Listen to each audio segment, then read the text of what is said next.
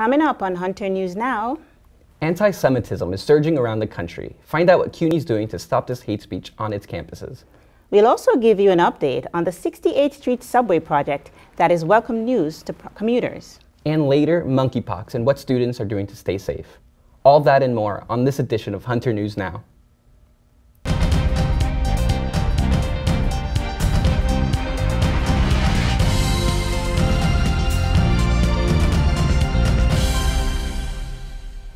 Welcome to this semester's third broadcast of Hunter News Now. I'm Raquel Miller. And I'm Julian Corridor. Anti-Semitism is on the rise across the country. According to the NYPD, arrests for anti-Semitic crimes have soared 45% in just the last year in New York City. CUNY is doing its part to address anti-Semitism on its 25 campuses and will spend $750,000 on initiatives to track hate crimes and raise awareness. But many CUNY students are already aware of the problem and speaking out, for example, against Kanye West's recent anti-Semitic remarks. I think this is the first time in the media where we really see support for the Jewish people, like Kanye getting dropped from a lot of his partnerships and things like that. I think it shows people taking this seriously, which is really appreciated. CUNY's new initiative also includes a partnership with Hillel, an on-campus Jewish organization that educates people about anti-Semitism and tolerance. Jews being the head of all the media and businesses, it's just not true. There's Jews that struggle, there's Jews that don't struggle, there's non-Jews that struggle. So I'm excited, hopefully our issues will come to the forefront and people will start being more accepting. Hillel was established in 1923 at the University of Illinois. It is the largest Jewish campus organization in the world, serving 140,000 students at more than 800 colleges. If you've had to wait in line this semester to get out of the 68th Street subway station, then you welcome this news. The northwest exit is open. This exit on Lexington Avenue and 68th Street will make it easier for students to leave the subway, especially when crowded.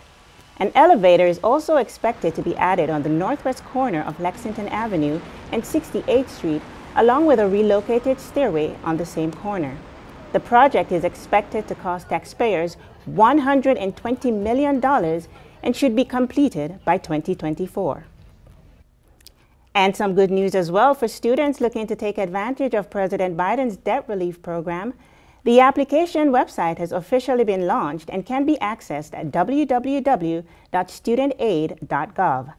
The program is expected to forgive as much as $20,000 for Pell Grant recipients and $10,000 for other students earning less than $125,000 a year or $250,000 if married. Borrowers have until December 31st, 2023 to apply.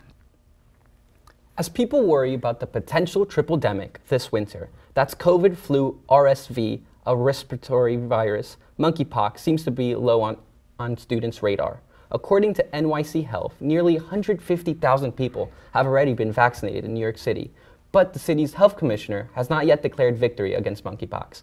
Gabriel Acevedo has more on the monkeypox virus and how students are keeping safe. Despite the drop in cases, Hunter College students are still taking precautions against the monkeypox virus, or MPV for short. We've already been having a lot of diseases in the country, so it's just kind of frustrating that it keeps happening, but what's done is done. Monkeypox is a viral disease that is usually spread via skin-to-skin contact. While not fatal, it is contagious and easy to catch. So far, around 3,800 cases have been reported in New York City. The first and second doses of monkeypox vaccines are still available at around 20 locations in New York City, and anyone at risk is eligible to get it. Healthcare experts also say that COVID precautions like washing your hands and wearing a mask are good hygiene to prevent the virus. Experts on a panel at the Roosevelt House encourage groups most at risk to get vaccinated. And so I would really encourage students to look to the education and information that's on both of those websites. Despite the cases significantly dropping since July, Hunter students are still urged to get the vaccine to keep themselves safe on campus. Gabriel Acevedo, Hunter News Now. Well, hopefully CUNY and Hunter are ready for any potential triple-demic this winter. I'm sure COVID taught us how to deal with the pandemic. You do. Hunter College journalism professor Charity Elder has just published her first book called Power, The Rise of Black Women in America. Using statistics that date back to the early 20th century, along with her own personal experiences, she says there's no better time to be a Black woman in America. Is a way of understanding the realities of the life and the oppressions and conditions and the culture and society in which we live, but also understanding that we have the power and to do great things, and we have done great things. Coming up right after the break, Hunter Professor Charity Elder joins us right here in the studio to discuss this new book. And what's next for Black women in America? You don't want to miss it. Stay with us.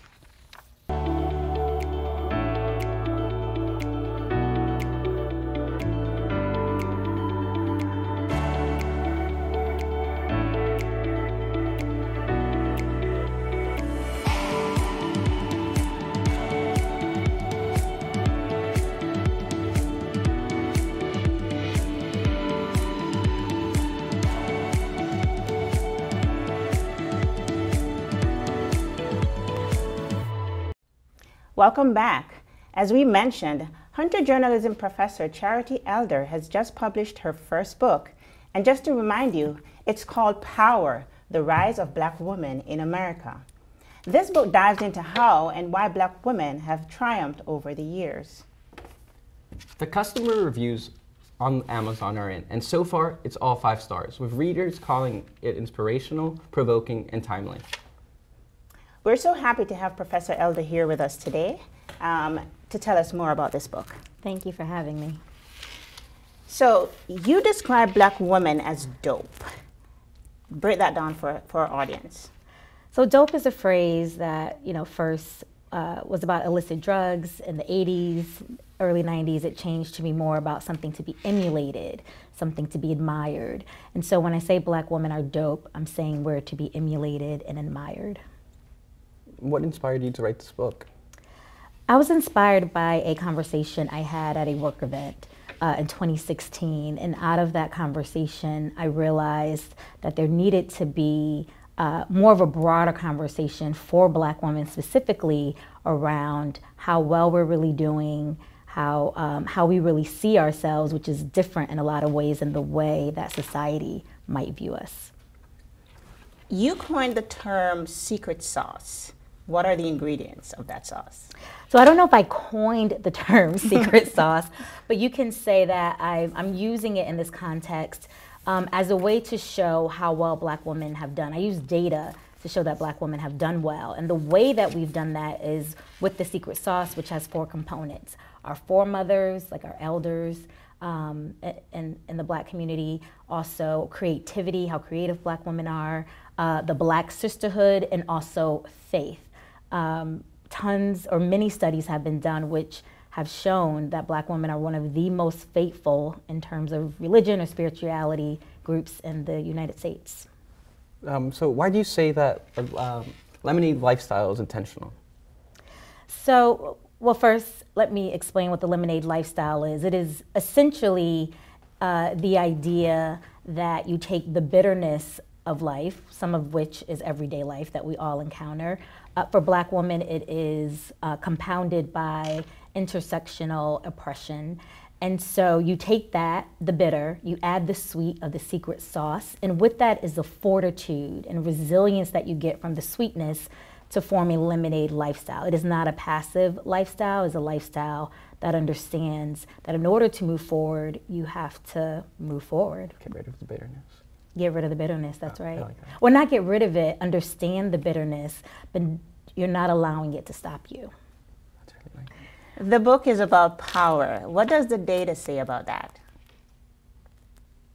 Well, thankfully, the data supported what I believe to be true about Black women and our power and our rise in the United States. And so I had 2 key data sets. One was 80 years worth of US Census data from 1940 to 2019, and it showed the rise of Black women in terms of income, occupation, and the completion of 4 years or more of college. And then I also worked with the Marist poll to do a national poll of Black women, and we asked questions about success and about how they view their own power in terms of being able to create lives of meaning and joy. Well, we want to thank you for having come and shared today about your book. Thank you so much for coming. Thank you. Enjoyed that. Coming up after the break, Melina Agnes Jorge will join us for the latest in Hunter sports and which team can now call itself CUNYAC champions. Plus a close-up into the life of a star athlete on the Hunter women's volleyball team. Stay tuned.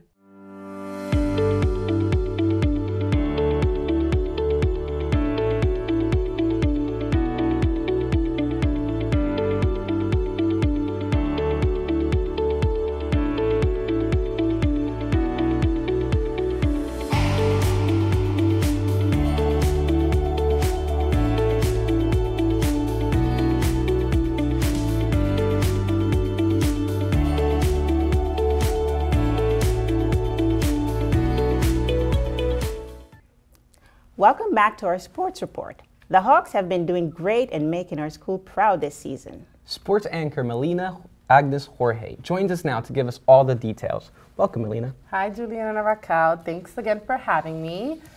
It's the end of the fall season, but before we congratulate our Hunter Hawks for their incredible performance, we have some big news about the women's volleyball team. So let's dive right in.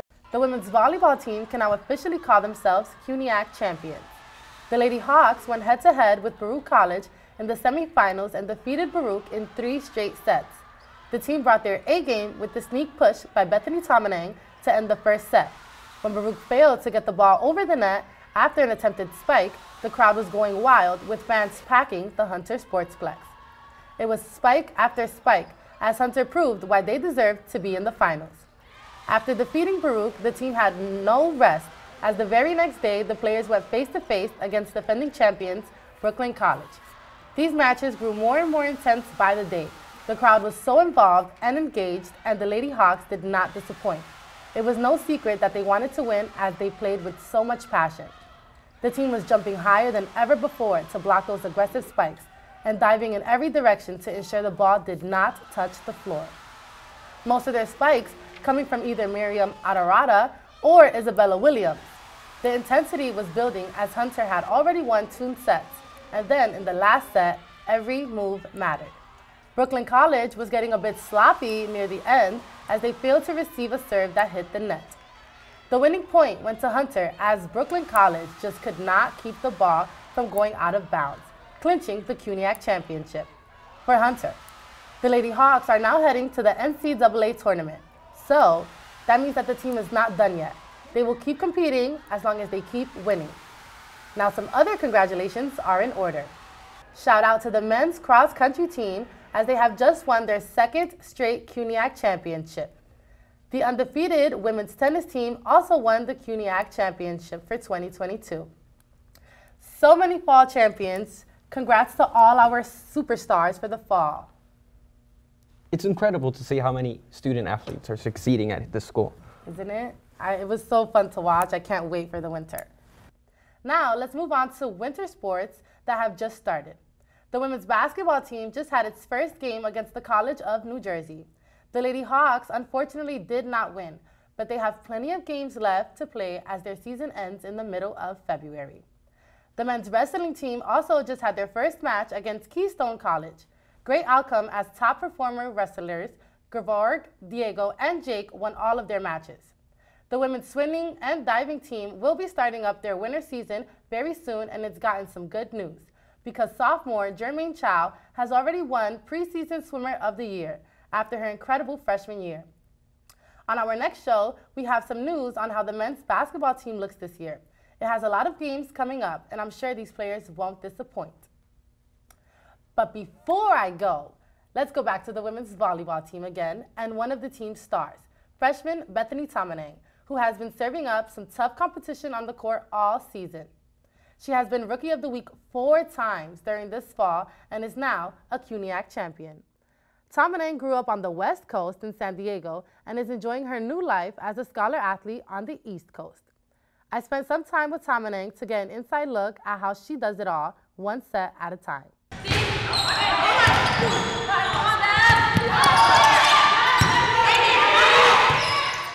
It makes me feel Passionate, competitive, and just happy.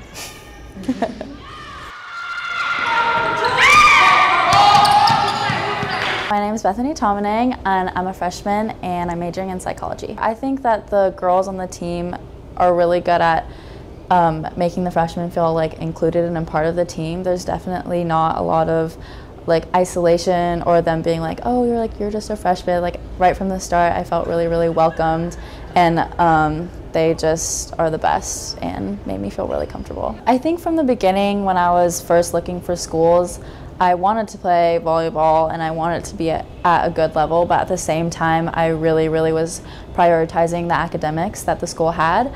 So the fact that Hunter had a great, like really good academics and a really good program here as well, just kind of put the nail in the coffin for me wanting to come here.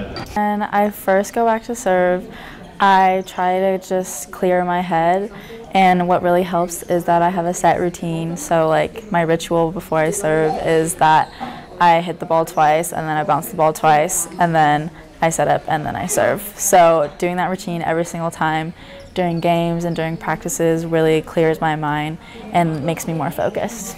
I was really surprised that that happened actually. I mean, I was really surprised that it happened the first time and I was like, oh wow, that's so cool. But then the fact that it happened 2 more times, like it just shows like I can't be like Rookie of the Week without like my teammates that are there for me all the time, like making me look good, and yeah, just really grateful. I hope we win Cognac, and I definitely see us in the championships if we continue to work hard during practice and continue to get just a little bit better every single day. We bring out like the best in each other on the court, and we want to win not only for ourselves but for each other, and I think that's part of the reason why most of us are so like driven and competitive while we're out there, is because like we're fighting for each other. Hopefully Bethany serves us up to some championships. No, she already gave us the freshman one, so I'm pretty sure next season and the season after that she's going to keep doing the same. Well, thank you for coming today, Melina. I can't wait to see what you have for us next week. Thank you again, guys. See you guys Bye, again Melina. next week. Bye. Up next on Hunter News Now, Hunter's Hawkapella group prepares for its first competition.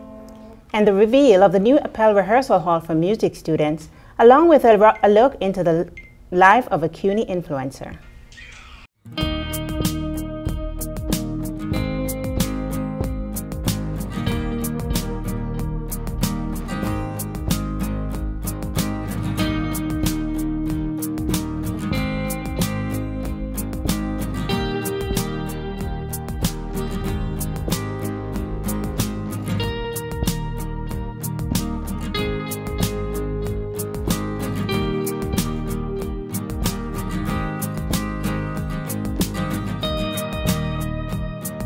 Welcome back.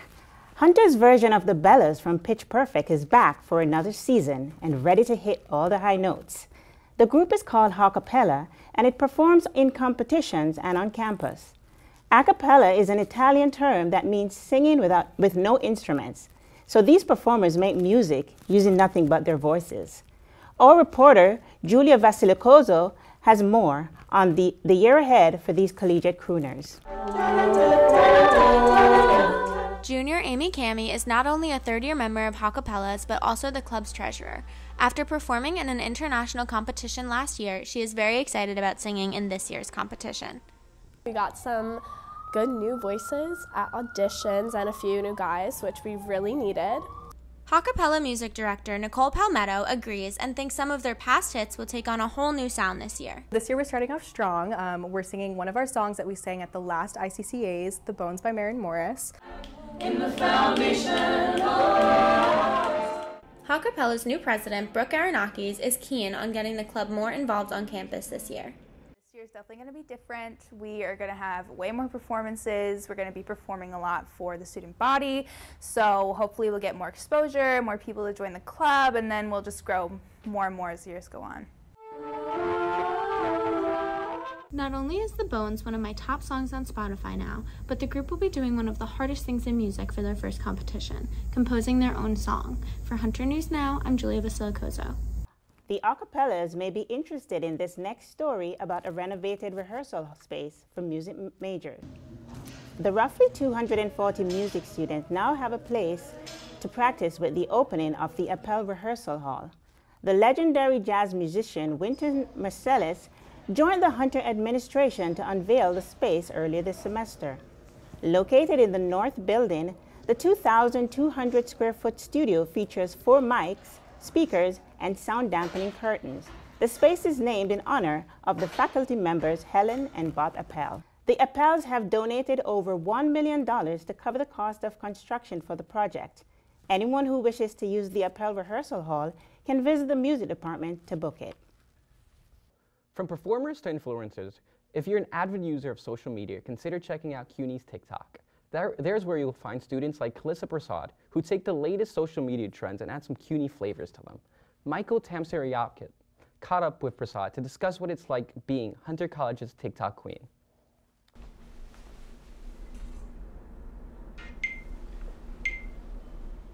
If I could describe my content on TikTok in 3 words, those words would be honest, cheeky, and dynamic. Hi, my name is Kalissa Prasad. I'm 21 years old. I'm a senior at Hunter College, and I also happen to be one of the faces of the CUNY TikTok. I remember being on my For You page one day, and I'm swiping through, and I'm like, CUNY EDU? Wow, like I didn't even know they had a TikTok. And the video that I saw was about like going to the vending machine before your class. So I just like shot my shot, and I was like, I said verbatim, yo, I'm pretty funny. Can I be on this page? And within 3 days, my first CUNY TikTok debuted on the page. TikTok is the first thing I see when I wake up in the morning and the last thing I see before I go to bed.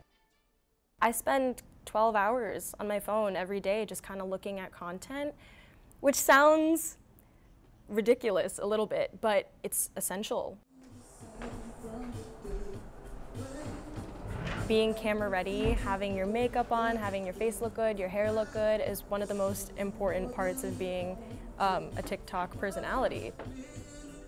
I put on my eyeliner, I make sure I have a little glitter on top of my lids, I put on my Selena Gomez Rare Beauty blush, I make sure I have a little highlight on my nose, and I'm good to go.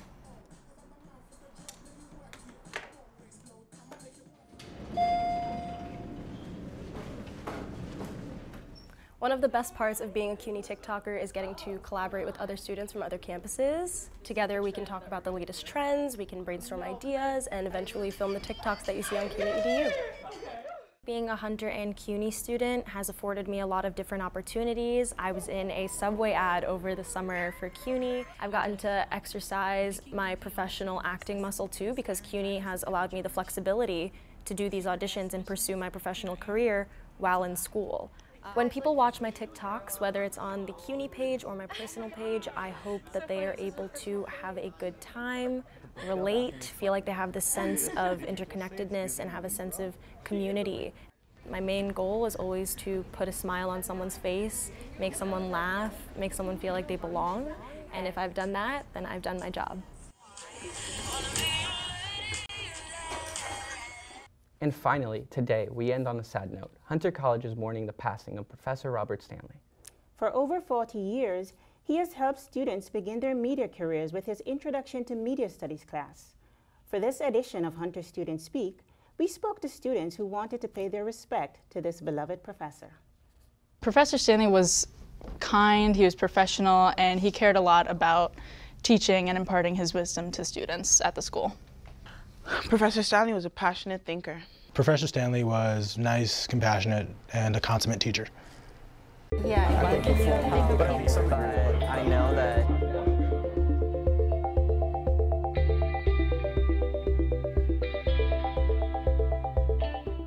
he had a very welcoming vibe. Like, even though he's like an older generation, he always made like the younger students pay attention because he was so attentive. What I really liked was his knowledge. He knew so much about so many different things and introduced me to ideas about movies that I never thought about before.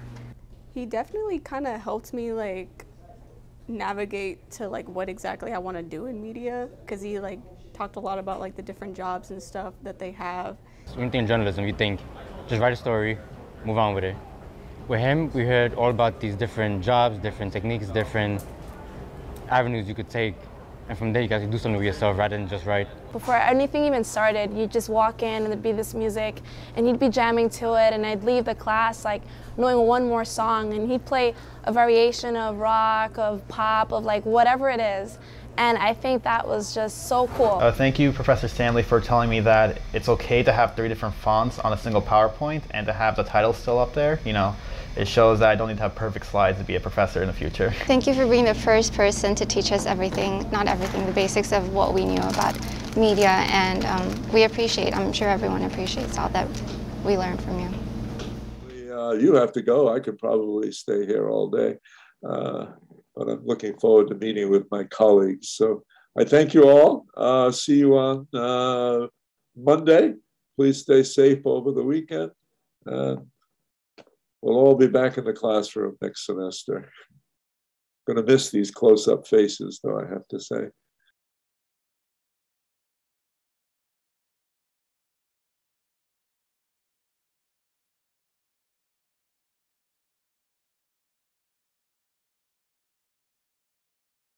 That tribute to Professor Stanley was produced by Veronica Leshy and my co-anchor, Julian Corridor.